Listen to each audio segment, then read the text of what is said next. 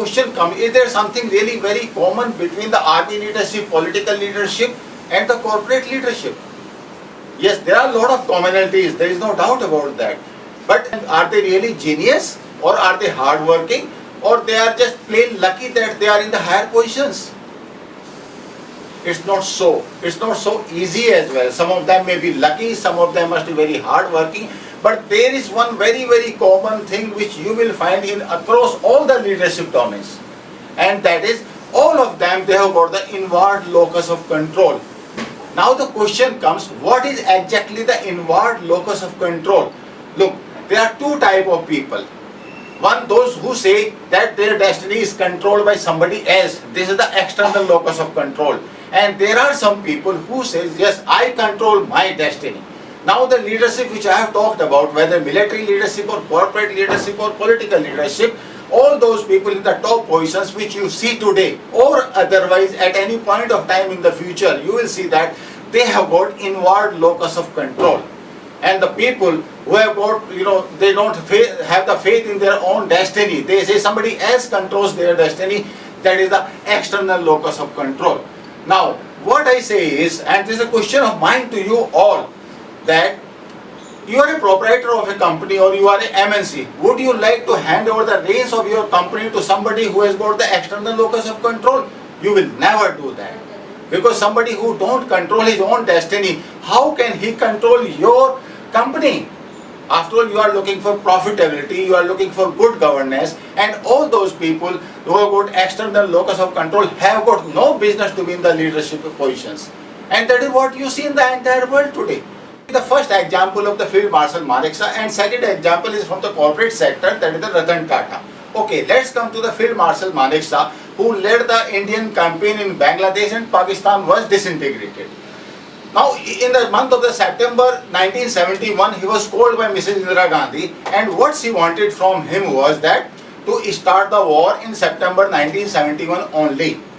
And what happened? He refused, because he was the one who was having the internal locus of control, and those people who have got the internal locus of control, they feel accountable, they feel responsible to their actions. And in any case, as the army chief, he was responsible to the Indian public and government of India. So, he refused at that particular point of time, but since it was not part of his official duty to refuse, he said, okay, give me some more time and let us start the war somewhere in the December 1971. He proved that the decision which he took in September 1971 to postpone the war in December 1971 was absolutely correct. Now all those people who have got the internal locus of control, they feel accountable, responsible, and for their own decision making. They are responsible for execution, and that is how Field Manekshaw did what he did, and that is how the Bangladesh was created. Anybody could have criticized him at that point of time that he refused a political decision, but no, since he was responsible and accountable, he took the decision. These sort of people, these sort of leaders, they are very much decision makers. Now look at the second example, which comes from the corporate sector. Ratan Tata. Ratan Tata took over the Tata empire in 1997, and he fixed up his targets. By 2012, Tata will be $100 billion company from say $35-36 billion company. He set his vision, he set his mission, and then he planned the goals and he planned the timelines. So the people, the leadership which has got the internal locus of control, they do it this way. They decide everything and they take into account all the permutations and combinations. They have to take their team together. They do that. But ultimately the responsibility comes with them, and they know that. And that is what the internal locus of control is all about. Now what happens in all those organizations in which internal locus of control is part of the psyche of the top leadership? Now this top leadership is running against the time. They have got the tangible targets and they are in a hurry to achieve the targets. Now the workforce, what happens to them?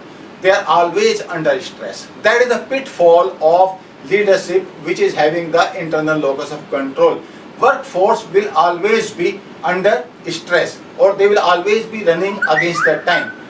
So what the leadership has to do is, they have to manage their workforce, they have to manage their stress, they have to reward them, they have to recoup them, they have to retrain them for the required job. That is the first task.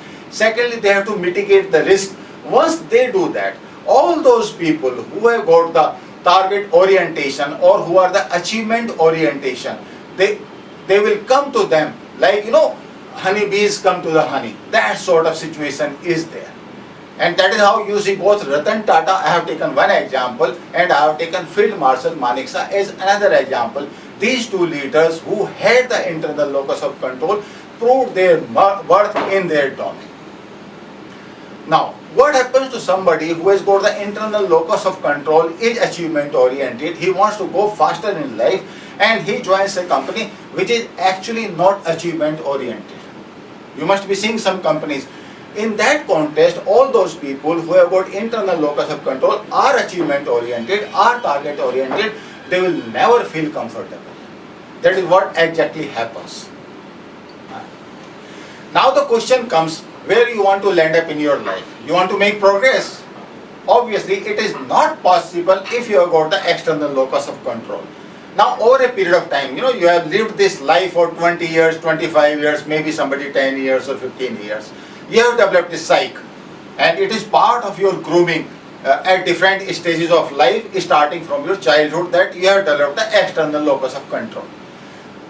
You will not find a single leader in the entire world, whether political domain or the corporate domain or bureaucratic domain or military domain, who has got external locus of control. So now, if you want to go up with external locus of control, it is absolutely not possible. It is impossible.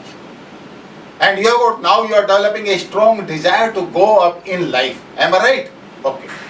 In that case, obviously, you have to switch over from external locus of control to internal locus of control. Is that really easy?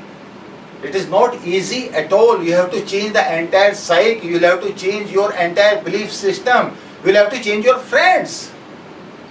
That's the dilemma. That's the dilemma. Now, how exactly can you do it? Okay, I will put some biology into it. In the brain, in our human brain, there are two parts. One is the neocortex, another is the limbic brain. Okay, neocortex is responsible for the entire data-centric approach. And your limbic brain is responsible for your trust, responsibility, loyalty, decision making. Now, you have taken a decision that you want to develop an internal locus of control. So, which part of the brain will control it? It will be limbic brain which is going to control it, and obviously the inputs may come from the neocortex, but the decision making and the entire functioning has to be done by the limbic brain. Clear? Okay. Now, limbic brain depends upon, it takes the feedback from all over, but the main part of the feedback can come from where? It can come from your friends, it can come from your wife, it can come from your boss, but the most important part is the boss mentor, or you will have to look for the another mentor, because feedback from the mentor is the most important thing in case you wish to develop your internal locus of control. And I am going to warn you here, it is not an easy exercise. That is number one. You must have a strong desire to develop the internal locus of control and a desire to go up in your career or in your life. That is the prerequisite. Without your desire and the resultant enthusiasm, nothing is going to happen, and your locus of control will not change. Now, once you take the feedback, you work on it, you monitor it, you evaluate it over a period of time. This process may take maybe about a year or maybe 2 years. It's a very, very slow process. After all, you have developed into this psyche of external locus of control across 10 years, 15 years and all that, and if you wish to change it in 1 year, 2 years, it's not going to be easy task. Now the feedback which is coming from all across, from friends, wife, your mentor, your boss, that has to be worked upon. Okay, you are prepared to work that much hard. That's a good thing. Now, you set your objectives, change your mission, change your vision. Vision will actually come first. So you have changed your vision, and based on that you have changed your mission, objective, goal setting. You have done the goal setting, and goals have been divided into smaller sub-goals. Very simple. Now these sub-goals, when you achieve them, you cannot achieve the big goal, big audacious goal in one go. It is just not possible. So you have divided that into the sub-goals, smaller sub-goals. Now these sub-goals, they have to be achieved, and you have to keep a record which sub-goal you have achieved. That gives you satisfaction. Next point is, you should be in the company of all those people who have got the internal locus of control.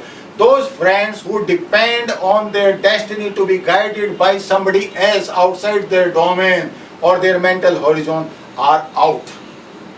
You will have the friendship with all those people who have got the internal locus of control. It's very simple and it has to be executed. Now once you take the inputs, follow these things, achieve your sub-goals, follow the company of your group which has got the internal locus of control, I can assure you, over a period of time, you will change your psyche. Monitor it, evaluate it, feel happy, celebrate it, share it with your friends. And friends, I mentioned, all those only who have got internal locus of control. Once you do that, your internal locus of control will come into picture. And gentlemen, once you develop your internal locus of control, I can assure you, sky is the limit. Sky is the limit, but road is not easy. You really have to work hard for it. Just understand one point. If you don't develop the internal locus of control, be in control of your destiny, there is no probability to go up. But you develop it, sky is the limit. Thank you very much. Thank you.